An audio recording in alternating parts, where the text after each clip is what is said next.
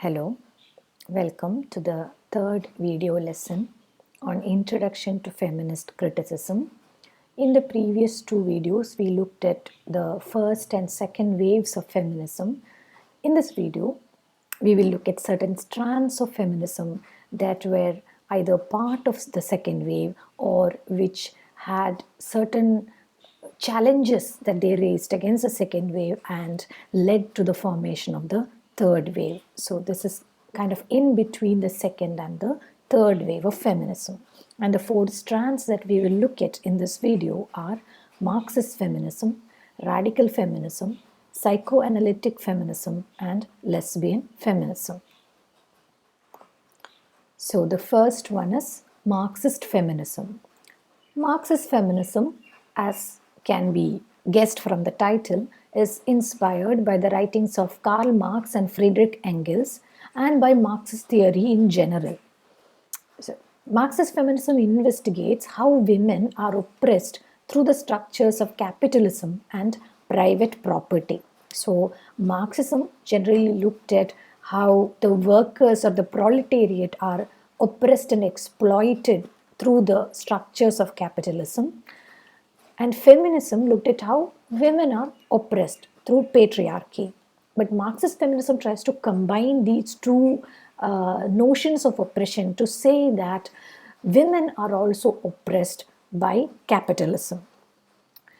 One of the important points that they raised is that women's labor often remains unacknowledged and uncompensated.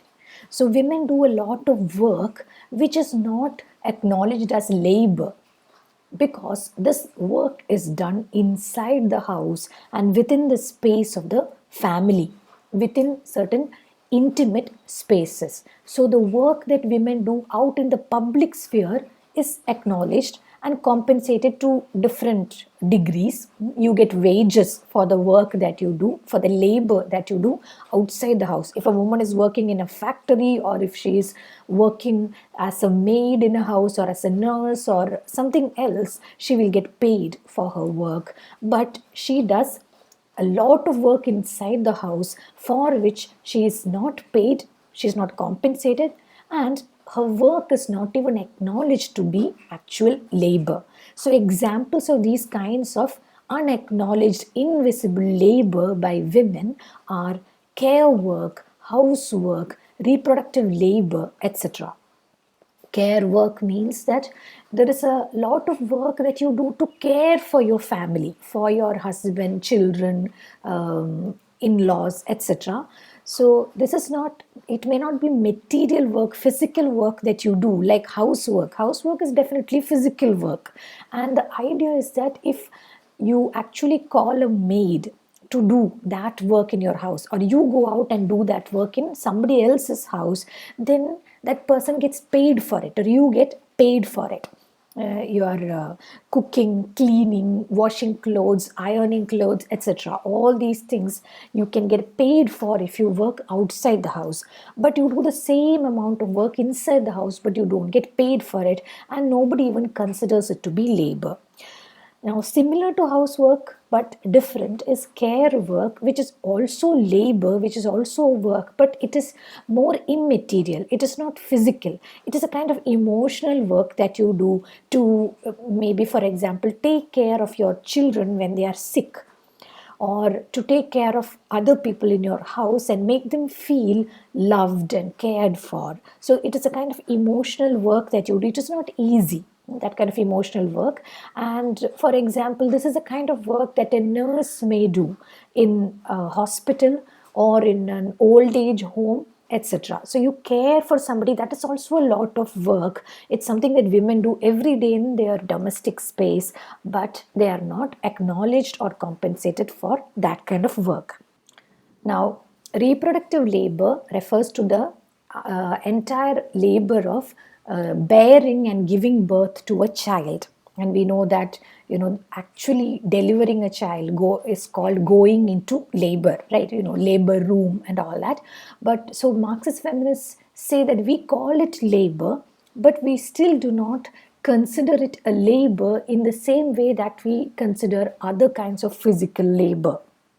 So the reproductive labor is necessary for the society to continue, because we have to reproduce new human beings, and that work is completely done by the woman, because the woman has to take up the major share of this work, and she has to give up a lot of her time, her energy, her body, etc., has to be completely dedicated to this work for that 9 or 10 months of carrying the child, delivering the child, and even afterwards the initial months of caring for that child. So this, according to Marxist feminists, can also be considered labor.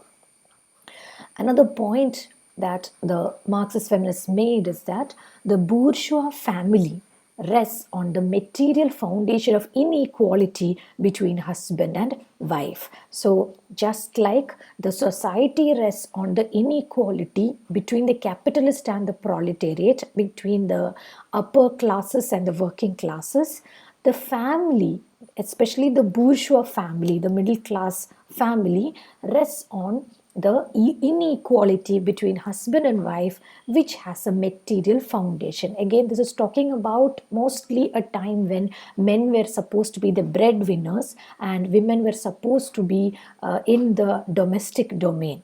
In the They were supposed to only take on the roles of motherhood and wifely duties and things like that. So the one of the points that the Marxist feminists made was also that this very division of domains, the men go out into the public, into the sphere of work, and women stay inside the sphere of the family, and they do all these unacknowledged and uncompensated kinds of work. That creates a material foundation of inequality between the husband and the wife. And some of the important thinkers in Marxist feminism include Charlotte Perkins Gilman, Selma James, Sylvia Federici, and Heidi Hartman. The second strand of feminism we discuss in this video is radical feminism. Now, we have already very quickly mentioned radical feminism in opposition to cultural feminism in the previous video lesson on the second wave feminism. Keep that in mind.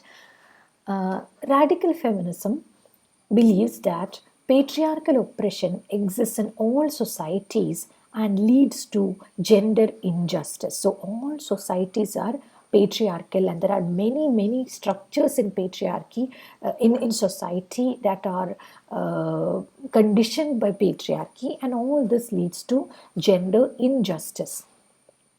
Radical feminists oppose the sexual objectification of women. So, for them, women were sexually oppressed and sexually objectified by all the structures of society. And one of the examples for that was the Miss America beauty pageant. So there was a huge protest against the Miss America beauty pageant in 1969 by a group called the New York Radical Women.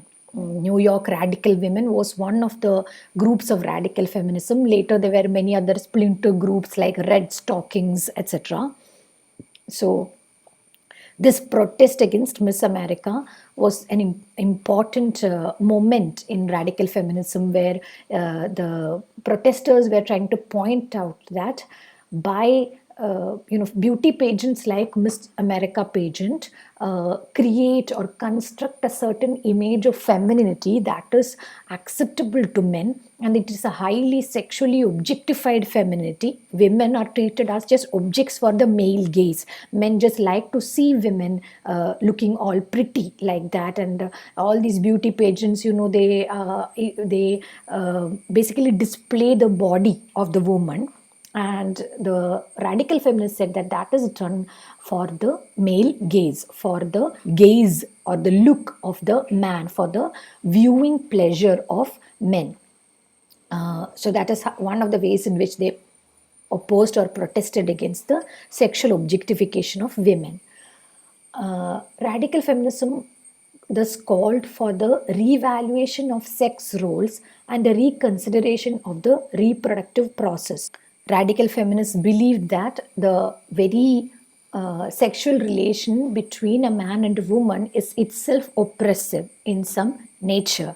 That so they said that we have to reevaluate the kind of sexual relations and the roles that men and women played in their sexual relationship, and even the reproductive process. So earlier when we talked about Marxist feminism, we saw how they considered or reconsidered the reproductive process from a labor perspective, whereas here radical feminists say that you cannot reduce the oppression of women to the issue of class as the Marxist feminists did, but rather the very relationship between men and women is patriarchally structured. It gives more power to the men, and the reproductive process is something that helps in women's oppression. And therefore some extreme radical feminists said that we have to reconsider the reproductive process, and some of them even advocated artificial pregnancy outside the body in order to free women's bodies from this reproductive labor. That was a small group.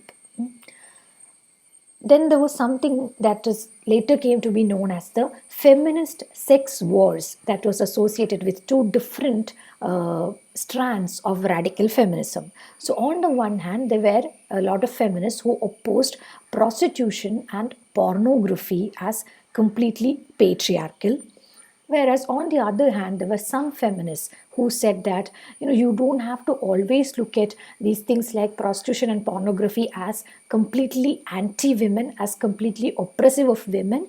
So the second strand had a more sex-positive approach. So those would be the feminists who said that, for example, prostitution should be considered as sex work, and you should acknowledge the agency of the sex worker. Or to say that pornography is something, it is a kind of natural thing. It's not degrading to either men or women. It is a different sexual expression and we should acknowledge it. Women can also enjoy pornography. Women can also create pornography, and the agency of the women who are involved in the pornography industry should also be acknowledged. So these are two different positions. The first position considered all this to be oppression and exploitation of women, whereas the second position said that it is not complete exploitation. Sometimes women also have some agency or power in these situations, and we should acknowledge that agency of the women. Apart from this, radical feminists were also concerned definitely about issues like rape, the creation and sustenance of a rape culture by patriarchal society, by the question of abortion. They said that women should have complete control over their body, so they should have access to easy and safe processes of abortion. So these were some of the issues that they dealt with, the radical feminists dealt with. And the most important thing, as we mentioned in the previous video, is that radical feminism believed that all societal structures are patriarchal at the moment, and the only way for women to break out of the oppression of these structures is to completely dismantle these structures and start anew. Some of the leading radical feminists include Shulamit Firestone, Katie Sarah Child, Mary Daly, Carol Hanisch, and Judith Brown.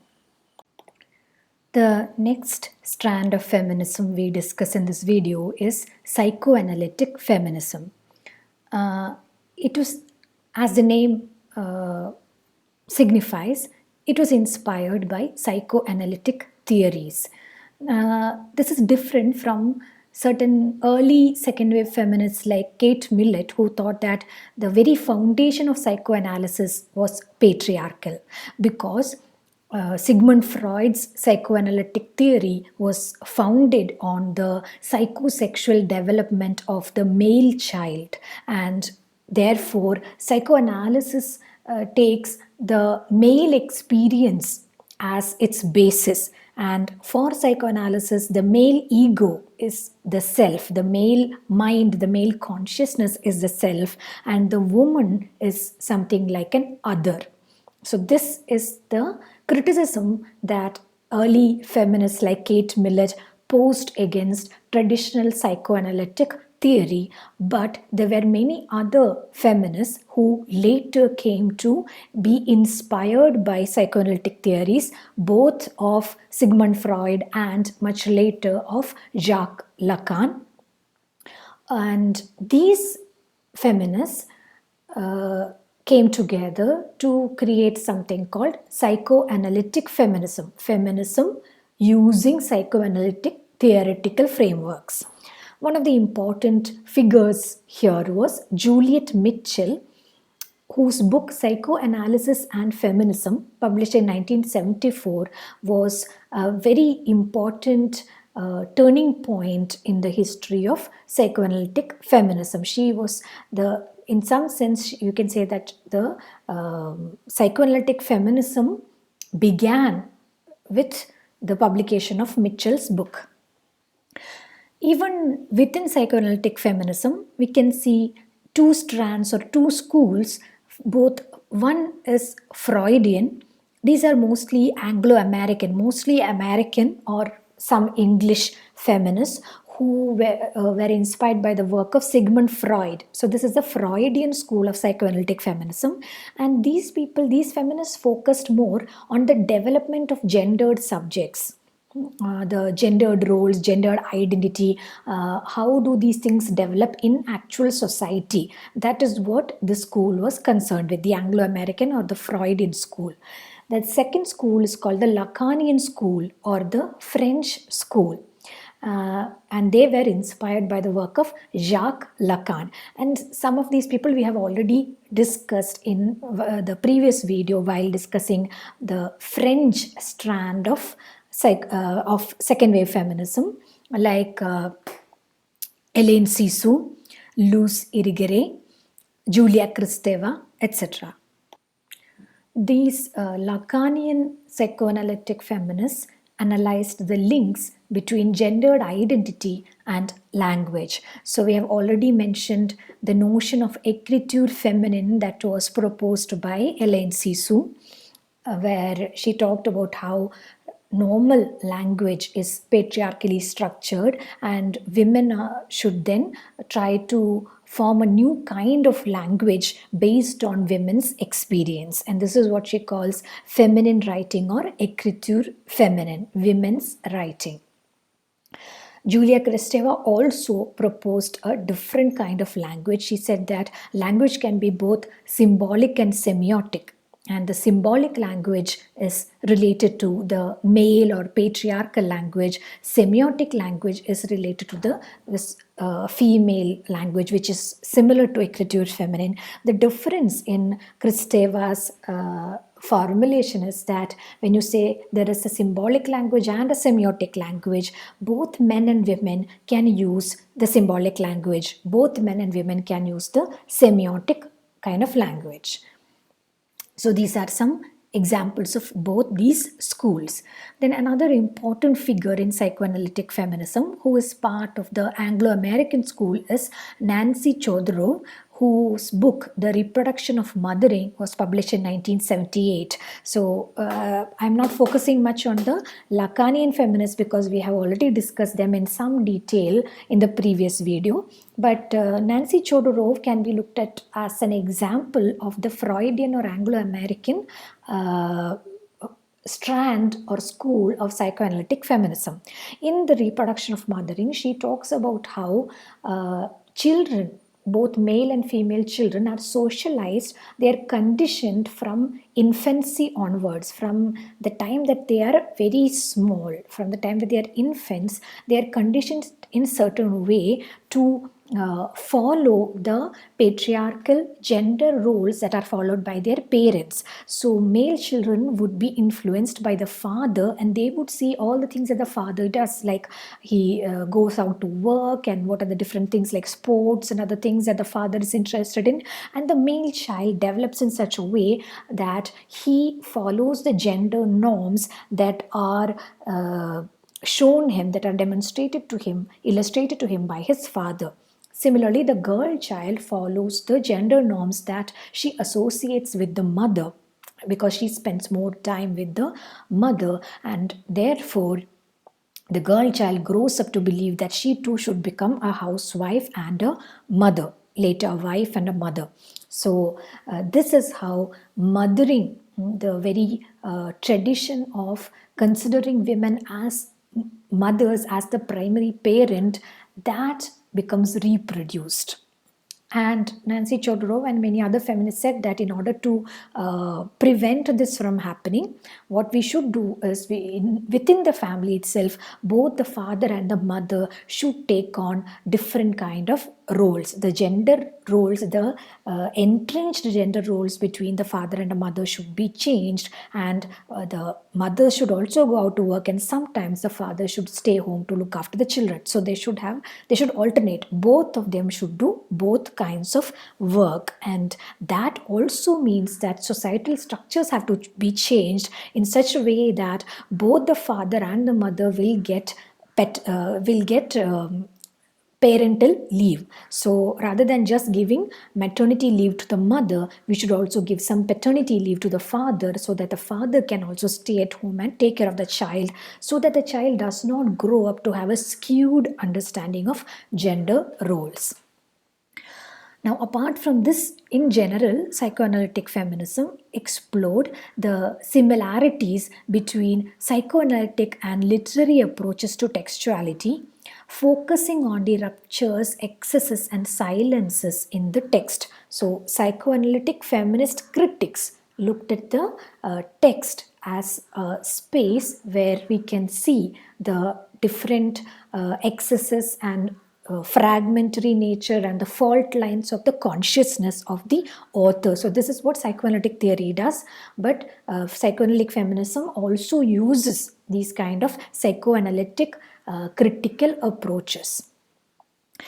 And in order to do that, they either applied psychoanalytic models to literary texts or used literary strategies to read psychoanalytic texts. So either they would try to read psychoanalytic texts by Freud, Lacan, etc., using literary strategies, and thus to look at how, for example, women are represented in such texts. Or they would use the psychoanalytic theories of Freud, Lacan, and many others in order to read or reread literary texts from a feminist point of view.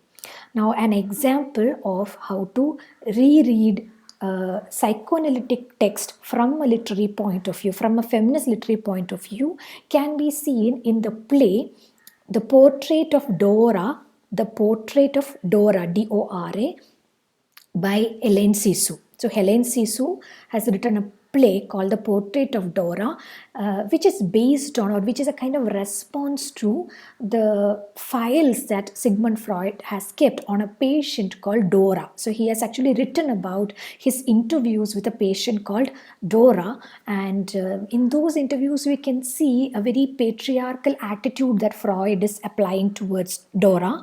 But instead of that, in response to that, or as a kind of upsetting of that patriarchal power structure between the male psychoanalyst and the female object of psychoanalysis that we can see in Freud's Dora, Hélène Cixous' Portrait of Dora reverses that power relation and completely puts the woman being psychoanalyzed, this character called Dora, in a position of power and agency. So this is an example of how psychoanalytic feminists have used literary strategies to read psychoanalytic texts. They also explored questions of femininity, sexuality, desire, and fantasy in their analysis of literary and cultural texts. The next strand of feminism that we study here is lesbian feminism. So lesbians, obviously, as you already know, are women who love women.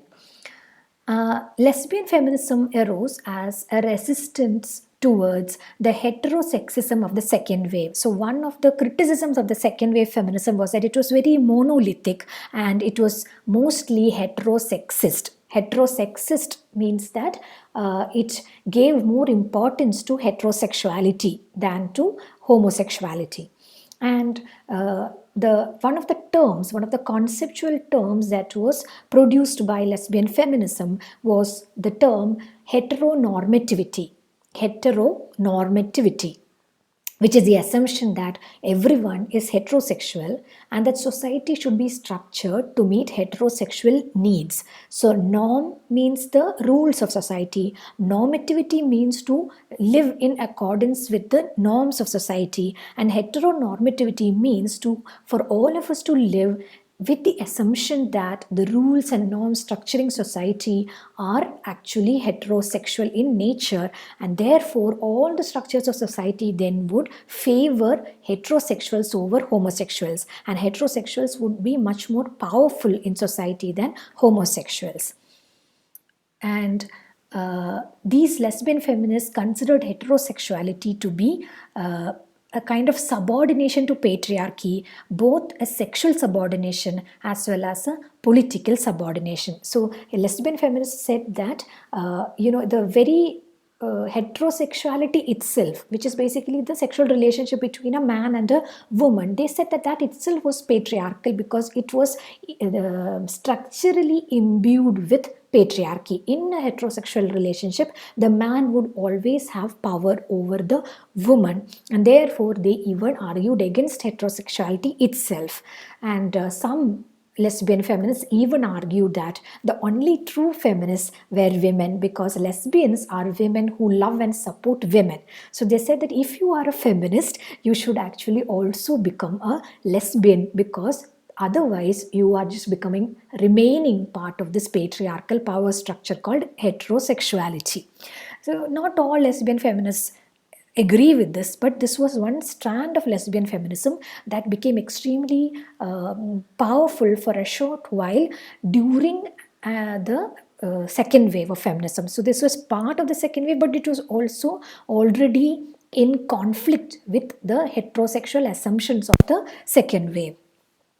Some of these lesbian feminists also argued for a radical separation from heterosexual feminism, since they held that only lesbianism constituted the true essence of feminism. So, this is also called lesbian separatism. Lesbian separatism. So, some of these lesbian feminists also wanted to say that we don't want to be part of this mainstream feminist movement, because all these mainstream feminists are heterosexual and they are heterosexist, they are heteronormative, and they don't understand our problems. Also, even while they are talking about feminism, they are still going back home and becoming part of this hetero sexist patriarchal structures within the family and within marriage, and we have to stand apart from that. Again, as I said, it's a very small strand, and later all this gets changed during the third wave of feminism, which we will discuss in the next video, where many more complex ways of understanding both lesbianism and heterosexual feminism came about.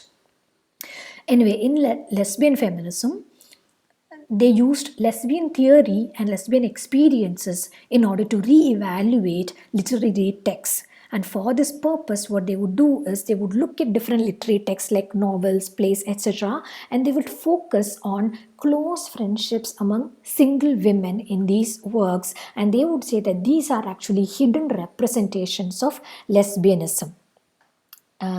Some of the important feminists associated with lesbian feminism include Charlotte Bunch, Rita Mae Brown, Adrienne Rich, Audre Lorde, Marilyn Frye, Mary Daly, and Sheila Jeffries. So these are some very basic things about Marxist feminism, radical feminism, psychoanalytic feminism, and lesbian feminism. In the next video, we will look in more detail at the third wave of feminism. So we've already looked at the first and second wave, and here we discuss certain strands of feminism which form part of the second wave, but which also form a bridge between second wave and third wave feminism. In the next video, we will look at third wave feminism and how it resolved or tried to resolve some of the conflicts and contradictions that we see within the second wave. Thank you.